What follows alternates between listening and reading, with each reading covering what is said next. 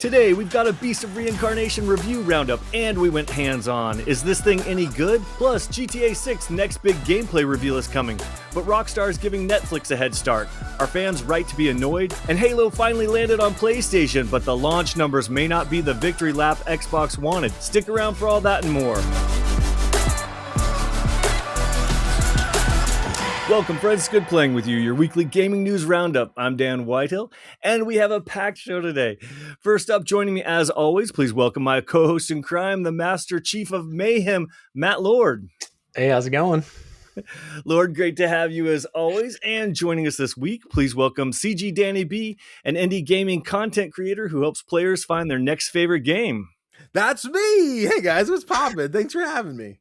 Thanks for joining us, Danny. I love the energy. That's awesome. That's what we need right now. Let's go. I had to bring it right before this. I was like, yeah, this is fine. It's okay. Camera's on. All right. Let's go. The real fake internet persona. Yeah. I love it. I love it. All right. We'll give you a chance to tell everyone about all the great stuff that you're working on a little bit later on in the podcast. But for now, let's jump into these exciting headlines of the week. First up, we got to talk Beast of Reincarnation. Now, it's finally out, and this is an interesting one because it comes from Game Freak, the studio best known for Pokemon. This is a big swing outside of Game Freak's usual lane. It's an action RPG set in a post-apocalyptic Japan where you play as Emma, a cursed outcast traveling with her canine companion, Ku. The game mixes real-time combat and companion commands, boss fights, exploration, and much darker tones than people usually associate with Game Freak. Metacritic describes it as an action RPG, and it's currently sitting at a 73, with 57 critic reviews listing it as mixed or average. So the good here, I got a couple quotes for you. The good here, Vice gave it a 95, saying the combat is not just innovative, but incredibly fun, and calling it a mix of real-time combat and turn-based action. It's a perfect blend.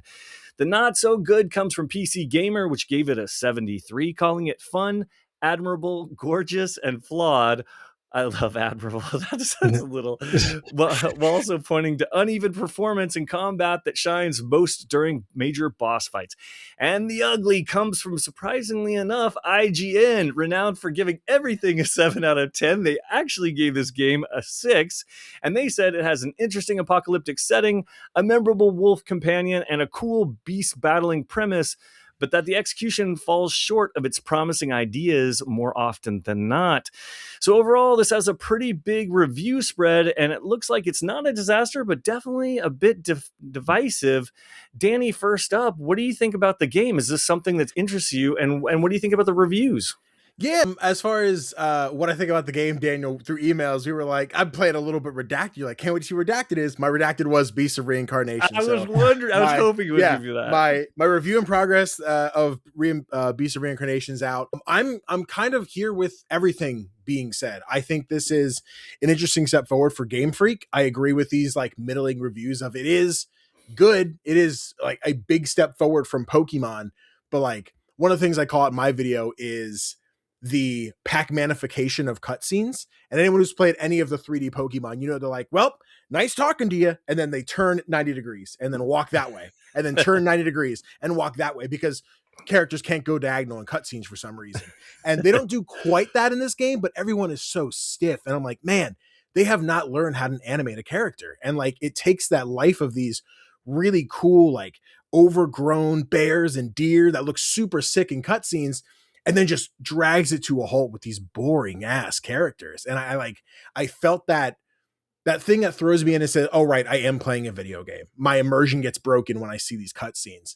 But like things being said about the combat, like I think it is really fun and innovative. It is super familiar for like fans of Sekiro and other parry-based like Souls-like games. But then the things where you're like, oh, I got my charge, Ku, stun this guy and do the thing. So yeah, like every review that we just read there, I agree with parts of it. And I think that 73 is like a very comfortable, I agree with that for this game. That's right where it sits. Nice. Yeah. Lord? Yeah.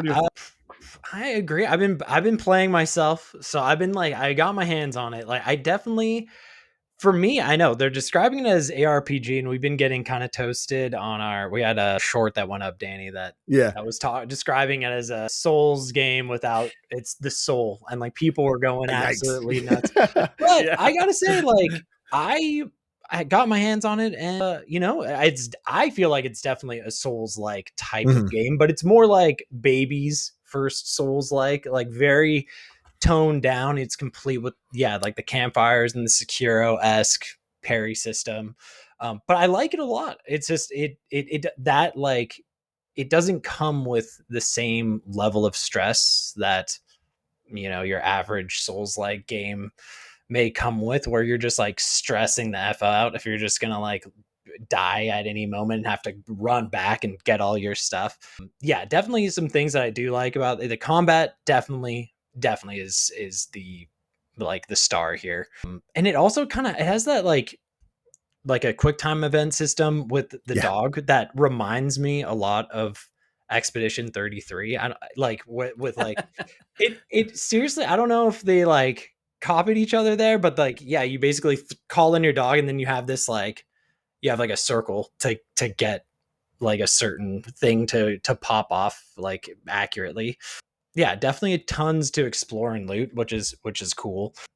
And then I felt like the level up, like kind of like the leveling up system is a little bit more tame and accessible as well. I think that's kind of nice too, instead of having like a million different things that you would have to level up in a normal like Souls like game. It's a little more toned down, and which I think it's nice. I think it's honestly like a cool entry level type game. So I can appreciate what they're going for here. And I feel like, to me, it feels like a game that I'll just pop in, play a couple hours and not stress that out, look at some crazy fungus animals and kill some robots, and then, kind of head out. It's kind of nice. Dan, what do you think? Are you gonna to get in there? You know what? When I got my hands on it, the first thought I had was, man, this is a Matt Lord game more than me. Like, I could definitely see you playing this game. Dan, maybe not so much the Dan situation, but I mean, hey, it's it is kind of my style right now. Yeah, no, it is a very competent game, and it has some really interesting mechanics. I like what they did with the dog and mixing it with the action and that sort of stuff. But it just seems fine. It's fine. From Game Freaks, like a big name in the industry, I expected like a bigger swing and some more originality. And this game is very fine. You can't say it's bad, but you also really can't say it's doing anything super new or super big. I don't know. I didn't get that far into it. Danny, how about you? How far did you get into it? And does it change, like from what I experienced right in the beginning, does it change towards the end, or are you doing the same thing hour 1 that you're doing hour 30? I'd say it's about the same. I'm roughly 15, 16 hours in. I've just finished chapter 4. So I've completed the 4th boss. I am outside of getting a few new upgrades for Ku. I'm like, oh, look at this new attack again. Look, it's a good combo.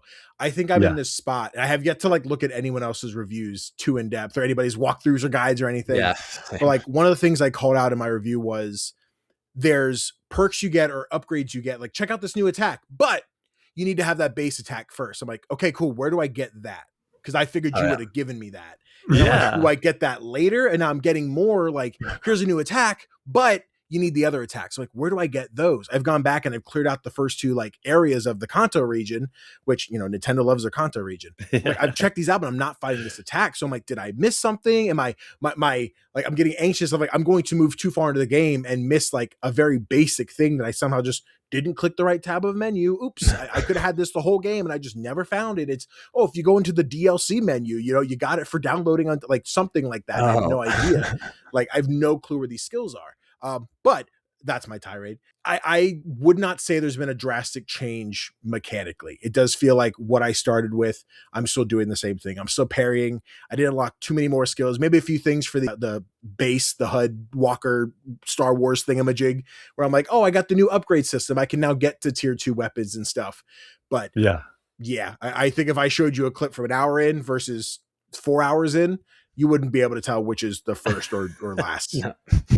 No, I hear you. And one thing I was also curious about is when I first started the game, it's like they start you off in this field and it's like there's all these enemies to the left and to the right, but the game keeps saying, go this way, go this way, go this way. And I assume I'm supposed to explore more or come back. Like, I didn't know, am I supposed to explore? Or am I supposed to just go this way? I kind of had that same thought as well. And then I'm like, I don't know. I mean, there's some guys up on that like ledge in that mechanical area. I better go check that out. And then and then before I know it, I'm like fighting, one of their like heavy bosses and like finding a cool blueprint. And I like that kind of style. It's like, all right, you go here, but like seriously, it doesn't really tell you, but you should definitely explore. Like that's definitely go everywhere but there. Absolutely. They're like, I think that's the right way, so I'm gonna go this way. Yes. Okay, I get it.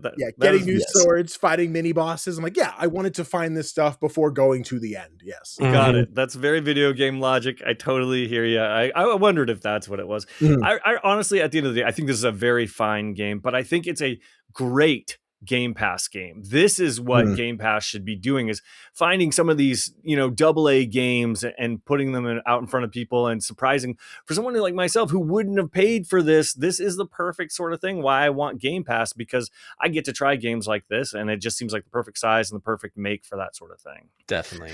And maybe the one thing where the cutscenes didn't bother me so much, I had my little daughter sleeping on me a lot of the time, so I had a lot of the sound off, so I was just reading. It's in Japanese. Is it always in Japanese, just standard? Because I'm in Japanese mode right now. I believe I tried to Google about an English dub, and I've seen with the Google AI, so I don't know how trustworthy it is, that there is an English dub. So if there was a day one patch that let me finally have it, I've not gone back to do it yet. But with it being in Japanese and the subtitles being so small at the bottom, I'm like, I have no idea what's happening in the plot. No. Okay. So that is exactly like, I'm like, and that's kind of the thing with, I feel like with this game, I mean, people are like, and even Game Freak came out recently, was like, we're going to patch up the story. And I'm like, well, I mean, the story doesn't have to be like perfect. I just think if the gameplay, these are all about the gameplay, and I think the gameplay is enough to keep me going. I'll still put the time in, and I think, I don't know, who knows, maybe beat it, maybe not, but at this point, having a good time with it for sure. Yeah, totally. Glad to hear it. It's a good AA game. But now let's talk about AAA game, the AAA game, the biggest game of the year. Well, the biggest game of the decade, probably.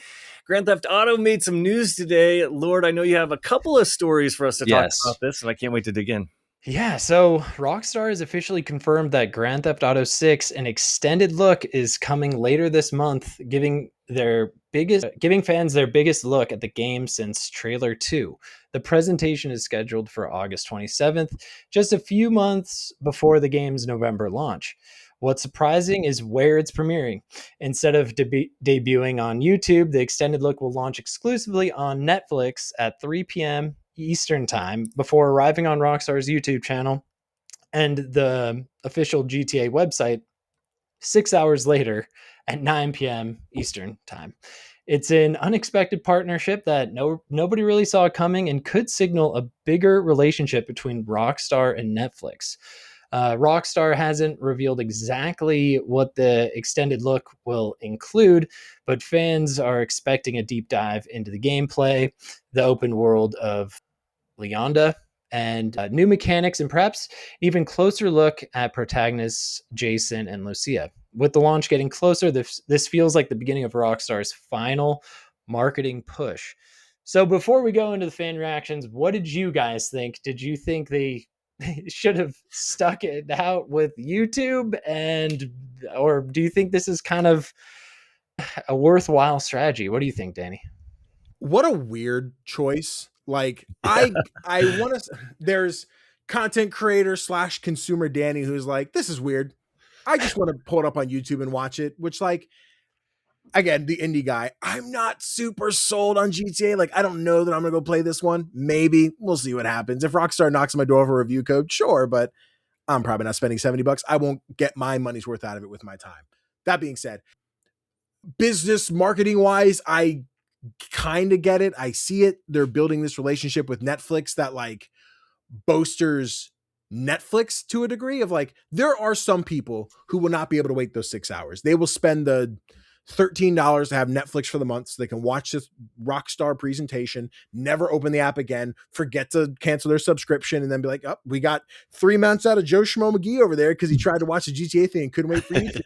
Like, that will happen. And there will be people who are just live streaming it on TikTok or something, so people aren't waiting for YouTube. People who will just wait for YouTube because it's not that important. But there are a few people who are now like, oh yes, I will watch this on Netflix because I care that much about Grand Theft Auto. Couldn't be me, but like, sure, I guess it's weird, but go for it.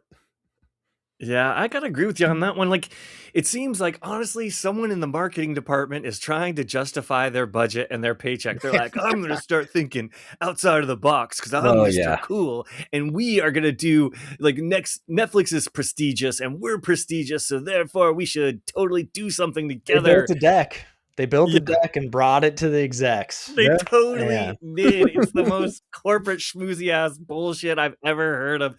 Look, do I really care? Okay, kind of I do. But here's the thing. I won't be super pissed off if they actually deliver. If this is a 3 to 6 minute trailer, I'm going to be a little pissed off because it has no place to be on Netflix. Now, if we're going to get like a meaty 15-minute plus sort of deep dive, that I can kind of see like, okay, you know, like maybe kind of makes a little bit more sense on this streaming thing. Like it never should have, like, I don't know. I do know it's going to be ripped off and it's going to be on YouTube all over the place or Twitter. You know, Elon Musk, he tweets movies that are ripped off all the time. He doesn't give a shit. I guarantee Elon's going to be, not that I follow him or would see that, but I'm just saying it's going to be everywhere right away. So does it really matter? No. Is it a marketing flex? A weird one, but yes. And so I see what they're trying to do. And yay, glad you're thinking out of the box. Glad you're justifying your paycheck. But let's just hope that the game thinks outside of the box and that the game does something different. Because, man, if what we see is the same shit that we've been playing GTA 5 for the past decade, I'm going to be like, are you fucking kidding me? Like, this thing has to live up to the hype. This is when, and we joked saying that, like, the British Lady trailer where they do the voiceover and they say, you know, in Leonida, you'll be able to tame crocodiles and use them to murder people, or you know what I mean? I don't know it, but they do that sort of thing, and that gets me super hyped. But if it's just going to be a normal game, boys, I am nervous because there is not shit on the calendar for December or January. So we're going to be sitting there flicking our bean for 3 months waiting for Fable to drop in February, and that's the real danger. So yeah, marketing aside, you know, it's like whatever. Is it a signal that the game could be great? Hopefully, because otherwise we're fucked. Lord, what do you think? What do you think? Yeah, well, I mean, if they are doing this Netflix thing, I think we're going to get a Netflix show or something coming along the pipe. That's interesting. Yes. So maybe not at launch, or I don't know, maybe they shadow drop some sort of show. Who knows? That could be cool. But I think this is such a corporate move, and I think we agree with a lot of other fans out there. So many players feel that putting the first look behind a Netflix subscription is unnecessary. Across social media, fans have called the move scummy, arguing that one of the most anticipated games ever shouldn't require a streaming subscription to watch it as soon as it goes live. Others question why Rockstar would move away from its traditional strategy of releasing trailers directly to everyone on YouTube. Fans also worry this could set a bad precedent. If this partnership is successful, could future game reveals become exclusive to streaming platforms or other paid services, yada yada. And this is crazy, but I'm still not even like certain that this game is going to release in November. Oh yeah. I think this thing I'm still wondering. I think there's a potential delay, and it's funny because there was also a former Rockstar developer suggested that maybe a GTA 6, you know, can't be completely ruled out, because he was talking about how he wouldn't be surprised if the game slipped again. No, it can't. I'll lose my damn mind. But all the pre-orders, everything, like I guarantee you, they will crunch. They will buy in another small country, and they will make them crunch. This thing is going to hit that date. I'm telling you. I know. I want to hope for you. I do want to hope, but like I'm in the same spot as Matt. Where like if we wake up tomorrow morning with a tweet from Rockstar, hey guys, we need another 6 months. See you in 2027. Like, I'm like, yeah, checks out. We're gonna get the cyberpunk style JPEG that's just like, we need a little bit more time. No, but it's gonna be the last frame, I think, of the Netflix special. That's where they're gonna drop it. Okay. If they do it. That'd be brutal. Yeah, It that'd be like would. LeBron James announcing to go to Miami level. People would be flipping tables like, I paid for a Netflix subscription to tell see me it's that I'm going to be delayed. Yeah. Oh my God. People are going to be flipping tables. That'd be wild. I honestly totally, but yeah, I feel like that would be like the final straw. Like that'd be like psychosis amongst the gaming community if that happened. I don't know though. I still think it might happen in a tweet. And they just be like, we need more time. I mean, I also just think Rockstar is loving this like roller coaster of just like kind of stringing us along, letting the stock go up and down. And I don't know, like they're going to be bored once the game finally releases over there. Like they're not going to be able to build any more decks. So I don't know. I wouldn't be surprised, but hopefully they don't make a serious error announcing that during the Netflix special. Yeah, I think there's one thing I'm envisioning with Netflix, and it's less that they're going to get a show or some mini animated series or something like that, but Netflix putting some money into their gaming department. I don't even know if they're developing at this point. I feel like they keep starting and then stopping on something. But like, we have this space between the console release and whenever we get the PC one, maybe a year from now. Like, I see some Google Stadia-esque agreement of like, hey, GTA 6 will be streamable on Netflix before it comes to PC, somewhere in there. I don't know how feasible that is, but I see them doing something of like, hey, you can stream Grand Theft Auto on your Netflix account. Get a controller, play it on your TV, play it on your phone, which would feel awful. I know it would. But I feel like that's something Netflix is reaching for, to be like, hey, what can we do about this? And if we see that end of, maybe not the delay, but we see the Grand Theft Auto, Xbox, PlayStation, Netflix, and like, whatever that looks like, that's weird.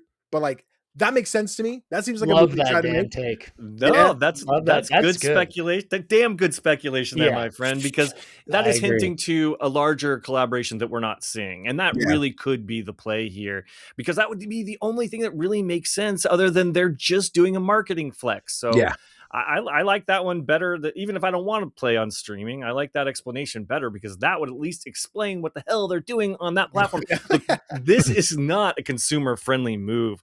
This is a very like selfish, like, look how cool we are move, because you're making people pay. And if you wanted to just hand it to the people, you would have put it on YouTube, which I know is a little too average and they got to think outside of the box or whatever. But this is not a people pleasing move. I understand everyone that is complaining about this. They are right. And you look, Rockstar, honestly, they're acting like divas in the way that like it's like you're at a concert and you're waiting for the show to start, and they are they've just been delaying, and you're just waiting for the band to take the stage. And at this point, they're adding another barrier to that, and that friction doesn't need to be there when the anticipation's already super high. Look, I think we can all overlook this one. It's fine. It's fun to speculate about. But if they keep doing shit like this with the rest of their marketing campaign, I'm going to be really pissed. I don't want them to overthink the whole thing the way they've overthought this. Yeah. And it's just kind of red flag after red flag. I mean, I've already been said, it's like they announced digital only, and then they like do this. And Danny, he is the biggest like physical media proponent, and like, thank you, Danny. I get it.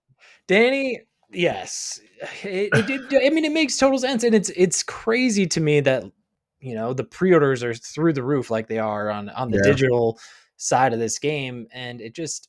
But this is an exception. I don't want you to think, unfortunately, PlayStation got the wrong idea and thinks that we're all ready to go that way with everybody. I just think for this one, Lord, I'm willing to make the exception. I'm willing to buy a digital only game. I mean, it's its own thing in its own category. It's a unicorn. So that's why I'm willing to say, okay, no physical, no big deal. No, and that makes sense. I mean, we've been patiently waiting, and then it's like, I don't want you to judge a man, is what I'm saying. I don't want you to judge you, Lord. I don't want this to affect our friendship, Lord. No, there's no judgment here. This is a judgment-free zone. That's what good playing with you is all about. It's more just like it's more breakup episode. What happened? Yeah, right. Exactly. Look what you caused. Look what you caused, Danny. It's more just like, man. They announced that, and then they announced this weird stuff, and I'm just like, what? Like, this is just there's just weird stuff going on, and to me, it like makes me my trust issues for the gaming industry are already so strained, and Yeah. And I'm wound like a top over here. So then it's just like, what the hell is going on with this game? Like, I don't know if I can trust this game right now with all this other weird stuff. I don't think they have gamers in mind.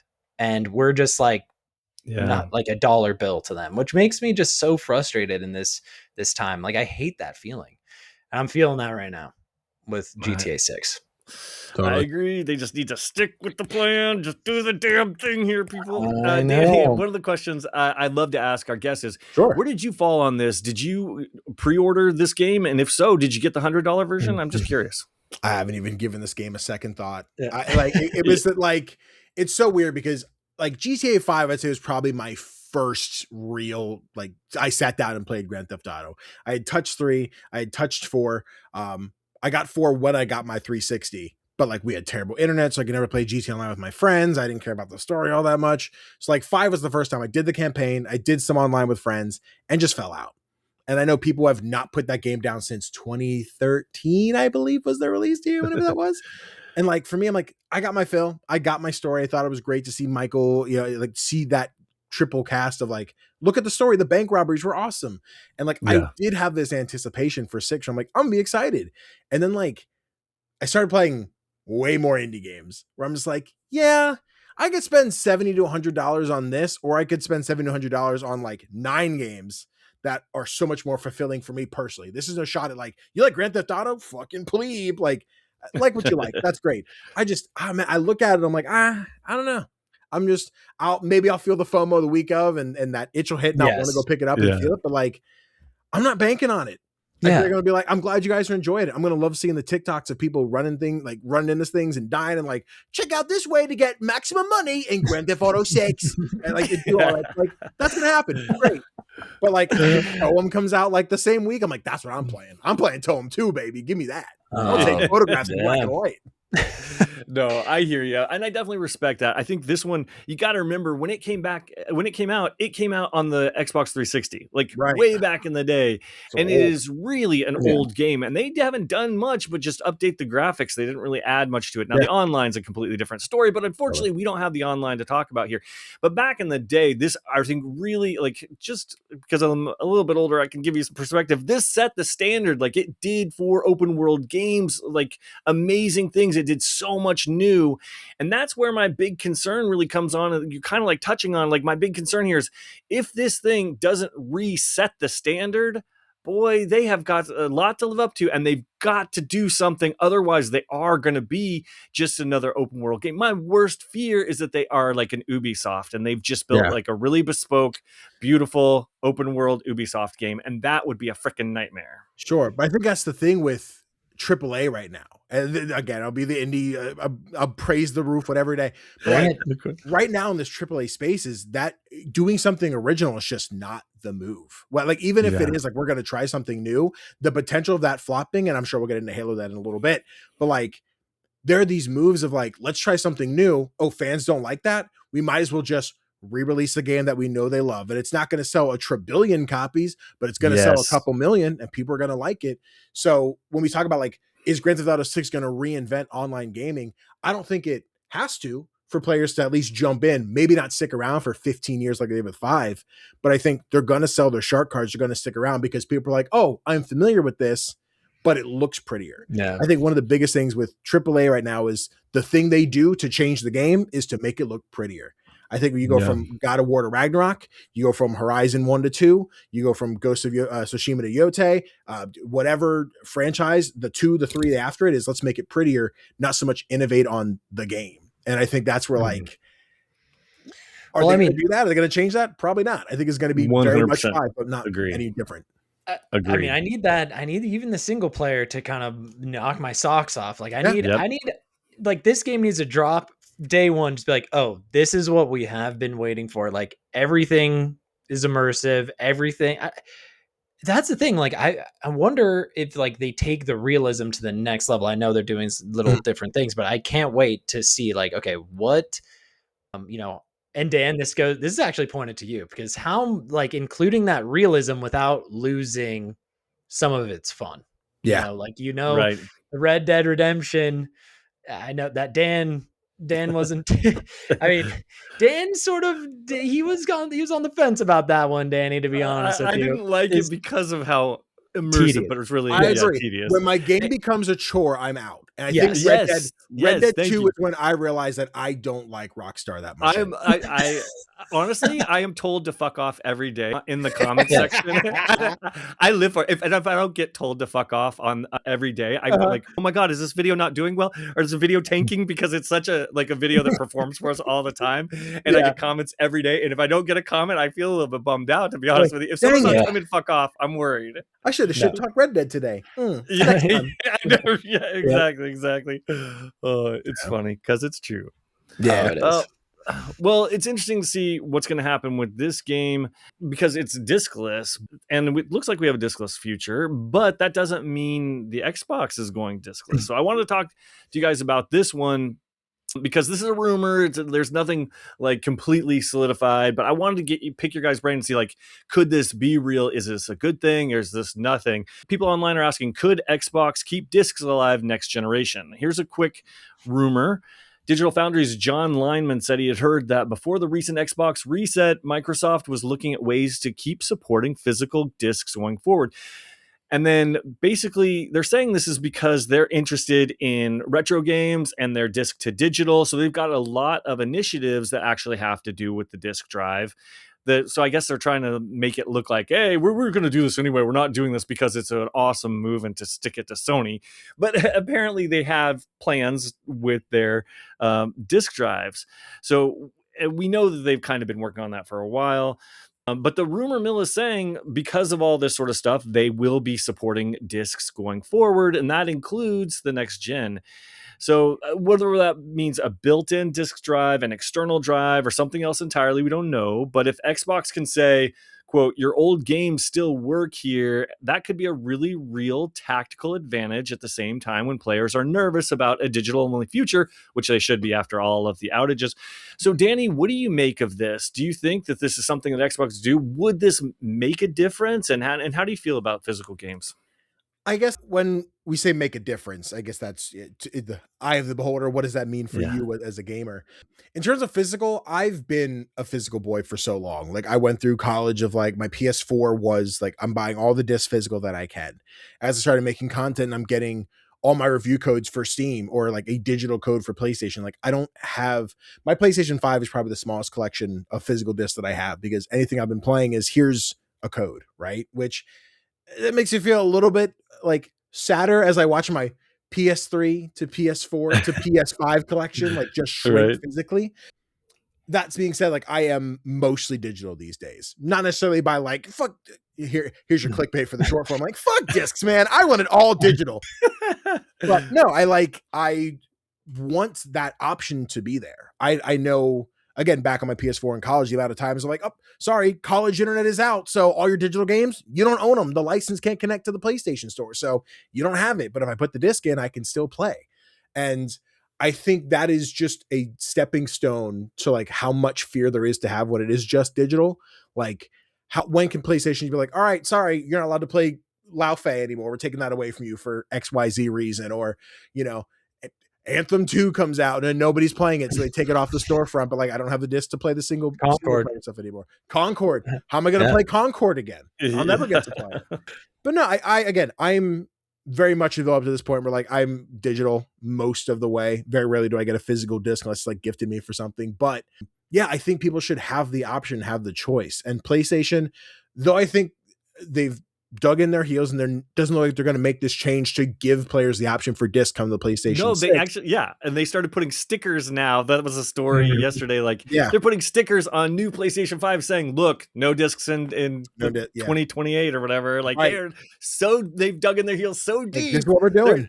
Which, like, are people going to be mad about it? Absolutely. People are going to continue to bitch and moan. They're going to be upset. And then when that PlayStation 6 comes out, and I think that'll be the telling thing of like how many people are going out there.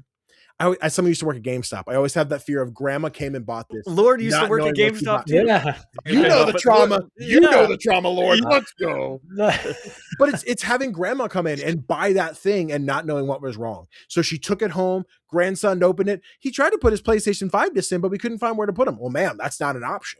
And we already know PlayStation sucks with backwards compatibility already, so probably not going to run the PS5 disc anyway. But like, they're going to open that. Sorry, I can't return it. You now have a digital only box, and grandma's got terrible Wi-Fi. She's running on who knows what local internet service. Like, it's going to be a weird transition. And like, we have those every generation of what's the new thing and what are we changing. But I think going to all digital might be for many a simple transition, not one they enjoy having to do, but I think they'll get it. They will hate looking at a wall of physical like cases of like, I'm never going to be able to play those without keeping the old box. And then you get into game preservation of like, well, I don't have an NES, and so I don't have a way of playing these old games unless I pirate them. And then Nintendo's all angry about it. Like, what are we going to do? So having a way to preserve games without it being stored on some cloud platform where eventually that's going to go away because 4 generations later it gets shut down. Then my PlayStation 6 stuff, I can't keep with me forever. And I think that's one of the biggest fears of how will I show my kids or somebody like this game I used to play all the time is gone, but I can tell you fond memories of it. So I think it's the biggest fear with all digital. Yeah, I couldn't agree more. And I mean, Danny, the option of having physical, I think that's a huge one for me. Just the Absolutely. option. I hate feeling cornered. I feel like I'm getting cornered into with a lot of this stuff. Like, you don't have a choice anymore. You are going to be all digital. And the past 10 years, I've been buying up Blu-rays. I've been trying to buy every PS5 game physical if I can, every Switch game physical if I can. And that's also the problem that I have with Xbox saying they're going to stay physical is I don't have any Xbox games right now. Exactly. I don't have anything. So I don't know right now if I'm willing to reestablish an entire physical library for Xbox games. And to be honest, awesome. I'm so happy that Xbox is taking this stance because I think it is a pro-consumer move. But is it going to, in the end, hurt them? Because once PlayStation goes all digital, is nobody going to care anymore? And everybody's just going to be like, well, we're in an all digital future and we've given this all up. And that is truly my biggest fear with this one, because I just don't know if it's going to have that sort of impact that I think they're hoping it will have. Yeah. What do you think? Gotta agree with you. And the thing is, I want to champion physical media, and I want Xbox to support this thing. And here's the thing: maybe they launch their console without it, but then it becomes an add-on, and at least the choice is there. Yes, I love the fact that I've got Xbox games back here, a whole ton of them from the 360 and the One and all that sort of stuff, and I can play that. And like, you have your buddies over, you have a good memory, you're talking about that game. Maybe you had some drinks, and you can run back in, you grab it off your shelf, and you can actually play it. So I think there's definitely value in there, but I gotta be honest with you, I just buy so much digital now. But anyway, I think this is great. I don't know if it would make Sony ponies switch their loyalty to it, and I really think by the time the next gen comes out in 2028, it will be probably a lost cause. And I also think the next console generation is going to be so expensive, I honestly don't think anyone's going to buy it.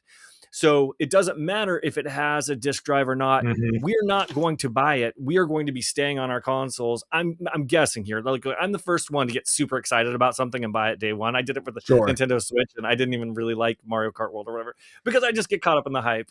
And so I fully admit that I get carried away, and will when the new consoles come out. But my guess is the majority of the people will not. And these games or these consoles won't sell very much next generation because of the price point. And then what's going to happen is every game you're going to see coming out after these things launch will be created for our current gen with a nice port for that next console. There's going to be kind of a death spiral here because there's going to be no reason to buy these next consoles. The games are just going to look marginally better, and then the industry's not going to have the sales that it wants because they raised the price too much, and then we're going to have some real issues, and then everyone's going to switch to PC. I don't know. Maybe I'm catastrophizing too much, but I don't believe you are. I think you're completely right. A small issue compared to the bigger Rampocalypse and everything we're facing. That's all. Yeah, is my point. I think resale PC, that's going to be the key. I think people are going to be buying a lot of used PC, just everything. I think go on Facebook Marketplace, get little components here and there, that's how you're going to do it. I think we're going to see a lot, maybe even a lot of hacking type stuff. I've been seeing people literally like ripping, little bits of RAM from different laptops and kind of like, Yep. putting stuff together in that way, and which is kind of cool. I love tinkering in that respect. But yeah, I think next generation it's going to be all PC, and then it's going to be all digital anyway. So it's like it's full circle. And I'm curious about that secondhand market you just mentioned, because I read an article yesterday that was just horrifying. Essentially, it was like, sorry about the Rampapocalypse, but all the RAM for 2027 has already been sold out. So, we don't even have any available next year to actually sell to anyone. Yeah, that's crazy. Yeah. Like, how? So what is it? When is it going to calm down? Like, it's bad. It's a tough time. I think 2027 is the year we all go out and touch grass for a while. We put games down. Then when 2028 comes around, we come back to our backlog. We check out everything we skipped. We all put a hold on Intergalactic and Laufey and just be like, you know what? I'll see you soon. Then 2028, we're like, oh, can I buy chips again? Can I do all the things I need to do, et cetera, et cetera? Yeah. It's brutal to sit and think about, because you mentioned, Dan, about the getting a console at launch. I got the whole kit and caboodle for the PS5. I bought 2 fucking copies of Sackboy's Big Adventure because one came with the plush and one was just a disc, and I wanted that. I'm like, sweet. I had this vision of doing the same thing for the PlayStation 6, but it's so difficult to see that, where I went into this generation like PlayStation is going to release banger after banger after banger, like they did for the PS4, where it was always something. Yes. But now it's always something, maybe every 6 months, maybe every 7 months, right? And like, I still haven't touched Yote. I'm looking forward to Laufey. I'm hoping I play that one at launch. I'm looking forward to it. But if that generation swap is still, I get Laufey on the PS5 and maybe the 6 if I get it. If I get Intergalactic on the PlayStation 5, I'm just going to play it there. Yes, it's going to be lesser then, but like, I don't need to spend another $1,000 on a console that will maybe have some games coming out, when I'll just save that money to get a brand new PC where I will continue to get the things I need for work, more review games, more stuff like that. And I can edit things better, and I have a higher quality computer. I can just play those games every now and again on my console. So it's just it's a hard sell without the image in front of me of what does a PlayStation 6 even look like in my household. Like, I just don't see the value of it right now. Yeah. And I don't think they're going to release the PS6 or the Xbox until they ride out this hardware apocalypse. Like, they would be crazy to try and drop this system anywhere in the midst of this thing when things are just in such a bad way. But we'll see. I've been surprised before. Like, I didn't think they would drop a Netflix GTA 6 preview, but here we are. Right? This is it. This was the place. You put that clip out, and then when everyone's like, "Oh my god, it's coming to Netflix," your clip got it. You're the ones who knew it. Stranger things could happen. I never thought I'd see Halo on PlayStation, which is actually our next story. I want to get your reactions to this real quickly, because I thought this one was interesting. We covered the launch of it, and it's nice that they redid the first one with great graphics and all that sort of stuff. It was also an interesting choice that they didn't launch with multiplayer, and that might have come back to bite them. So let me just tell you about this, and then let me know what you guys think. But according to analyst Reese Elliott, Halo sold an estimated 351,000 copies on PlayStation 5 in July, and about 452,000 copies to date. By comparison, the game is estimated to be around 212 copies on Steam and roughly 900,000 players or sales across Xbox consoles and PC. And the engagement numbers tell a similar story. Circana's player engagement tracker had Campaign Evolved ranked at number 4 on Xbox at launch, but only number 29 on PlayStation. So even with the historic novelty of Halo finally coming to PlayStation, it doesn't look like PlayStation 5 players rushed out for it. The price may be part of the problem. This is a $50 campaign-only remake of a 2001 game with no traditional multiplayer. That is a harder sell on PlayStation, especially for players who didn't grow up with Halo as their defining shooter. And just for comparison, another analyst previously estimated Gears of War Reloaded at around 684,000 PS5 copies sold. So Microsoft's legacy franchises are not landing the same way on PlayStation. What do you guys think about this? Danny, let's go to you first. Man, I think there was a vision here that like 5-6 years ago, right? When maybe it wasn't that long ago, but they started talking about like, let's do not Sunset Overdrive, Hi-Fi Rush and the Pentiment. Let's bring those to PlayStation and other platforms. I think there was a vision of what does it look like for Xbox to bring Halo? And I think remaking Halo 1 again with just the story and being like, let's put this on the blue box was just not the way to do it. I think when you have the Master Chief Collection, and I'm really dwindling down how difficult game development is, but you have the first 5 games, correct? Or is Chief Collection 1 through 4? Whatever that is. I think that's 1 through 4. Okay, but still, 1 through Yes. 4 with campaigns and the multiplayer, I think porting that to PlayStation was the better move. And I haven't touched, I did a whole playthrough of Halo to get through Infinite, played Infinite. I'm like, man, I played through all these for this. I don't know if this is worth it. But like, tell me you did the Chief Collection. That's out. Hey, we're going to do 5 in a couple months. We're going to do 6 a couple months after that. Be ready for Halo 7 spin-off game, whatever down the line. Like, it seems like there was a way to build to it, but you're like, let's give them the bare bones remake-ish remaster maybe of the first game. It didn't seem like I was to sell to people. I feel like gamers like in our demographic are like, oh, I've wanted to play Halo on my PlayStation, but I've played Halo 1 forever ago. I don't need to play it if it's prettier. Like, I think as someone who's enjoying this renaissance of remakes for like, I've never touched like the classic Metal Gears, but if they remake 1 the same way they have been for some of these that like Snake Eater, like, cool, I'd love to go back and finally experience a franchise. Resident Evil, these like, I'd never played those growing up, but playing these remakes of 2, 3, 4, like, this is fun. I'm seeing what, the rose tinted glasses look like. That's what Halo could have been for PlayStation players. I think they just made it too simple of a move to make anybody excited. I think this wasn't a big enough flash in the pan to make PlayStation players excited for an Xbox franchise. I couldn't agree. I mean, 2001, it's an old game. People wild. have played this many, many times over. Even if you don't have a PlayStation, you have a friend who has an Xbox who probably played some bit of Halo with them. And to not have the multiplayer, the most, to me, is like, was what Halo 1 was so known for. The rumor was it was just a little bit, it was mismanaged. The idea was to have a multiplayer, but then it got slashed because they just couldn't do it. So then they did campaign evolved, and people, there's like a serious rally cry against Unreal 5 like remake, and how those graphics looked, and people are saying they don't like how the Halo graphics even translate to Unreal 5. And they say it just doesn't, it just looks like a sci-fi shooter in space, not a Halo. So there's a lot of complaints. I thought it looked better though than even Halo Infinite. Like their slip space engine, it was definitely showing its age. So the looks, I don't know. I think personally, the problem is with the franchise itself. I think, Gears has been really dated, and it's make it or break it time with E-Day here. Gears 5 made some significant mistakes. It looks beautiful, and the Coalition did a great job, but it clearly didn't translate here for PlayStation. And the same thing is with Halo.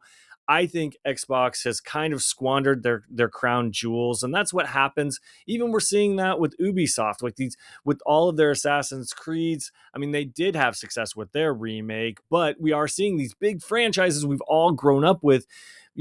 Kind of what Danny was saying, because they're not independent, and they've got such huge budgets, they're so afraid to change anything and do anything different that they've gotten stale. And it's kind of sad to see that, like, these are relics of the past. And yeah, it's nice to have it on PlayStation or whatever, but it's not as necessary as it used to be. And until they fundamentally reinvent these games and give them a new twist, a fresh coat of paint isn't going to move them. And I just think it's kind of sad state of where they are right now. Yeah, those sales numbers, whoa, that's pretty bad. Like, you thought the Gears sales were a little, but like Halo doing that's kind of astounding to Honestly, it's so sad that you're putting out your top shit on your competitor's console and it's not selling. It's like if you decided, it's embarrassing. Like if you decided to go open an OnlyFans account and you got naked and did things to your body in front of everybody and then no one subscribed. That's essentially what just happened here. That is what Xbox just did. Xbox is touching themselves and nobody's paying for it. You know what I mean? You need to write that as a letter to Xbox and let them know. OnlyFans when? Yeah, I know, right?